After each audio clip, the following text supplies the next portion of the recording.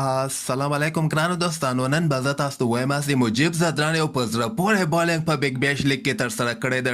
ټول نه بهترینه بالینګ مجیب زدران د دغه کال بګ بیش لیګ کې ترسره کړی ده. چې دغه به زه تاسو ته وایم او بل به زه تاسو ته وایم چې د افغانستان محمد نبي زوی حسن عیسی خیل هغه هم کپټان ټاکل کیږي. ویډیو تر اخره پورې وګورئ، په هر څه به تاسو پوهیږئ. راځم اول زه تاسو ته دغه مجیب زدران په هکله باندې یو خبر درکوم چې نن په بګ بیش لیګ کې د مجیب زدران دوی ټیم میلبورن رینیګیډ سیډني سیکسر سره لوبه ترسره کړې وه. سیډني سیکسر کې نوین الحق او اظهار الحق نوي د مخ خیستل سوي دي، خو هغوی ته په نن لوبه کې بیا چانس نه ده ورکړی. دغه لوبه کې د نوین الحق ټیم چې کوم د سیډني سیکسر 150 رنز ټارګټ یې د میلبورن رینیګیډ مجیب زدران دوی ټیم ته ورکړی و. دغه لوبه کې فیلپس 55 رنز کړي دي او 6 رنز وینس کړي دي او 19 رنز سلک بیا لاندې کې کړي دي. خو بل طرف ته مجیب بالینګ ته کمنګ راسو سلور او روکې نه 20 رنز ورکړي دي او د مقابل ټیم درې مهم لوبغاړي اوټ کړي دي. یعنی د مجیب له طرف نه ډېر ښه لوبغاړي اوټ کړل سوي دي او دې نه مخکې لوبو کې مجیب ورته لوبه ترسره کوله، خو دومره خاص بالینګ به یې نه ترسره کوو. کله به یو لوبغاړی اوټ کړه 10 رنزه به یې ورکړي ول، کله به کوم لوبغاړی هم اوټ نه کړه 10 رنزه به یې ورکول.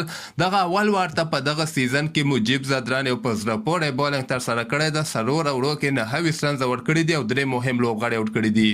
خو بل طرف ته د مجیب د ټیم دغه لوبه بیا نه ده ګټلې. 115 رنزو کې ټول ټیم یې ورته اوټ کړی ده.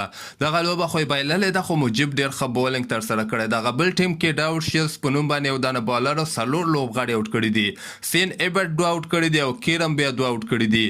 دغه بل خبر زه تاسو سره د محمد نبي زوی حسن عیسی خیل په هکله به یو خبر درکم او ډېر د خوشحالۍ خبر به زه تاسو ته درکم چې حسن عیسی خیل چې کوم د نن سبا افغانستان ته راغلی ده، هغه 19 کلن ټرایل چې کوم ترسره کیږي هغلته حسن عیسی خیل هم ګډون کوي او دغلته حسن عیسی خیل هم یو نیم لوبغاړی خوښوي. یعنی دغه کال ته چې کوم د افغانستان انډر 19 ټیم لوبې کوم چې کال 2023 کې ترسره کیږي هغلته به حسن عیسی خیل د 19 کلنو ټیم کپټان ټاکل شوی ده.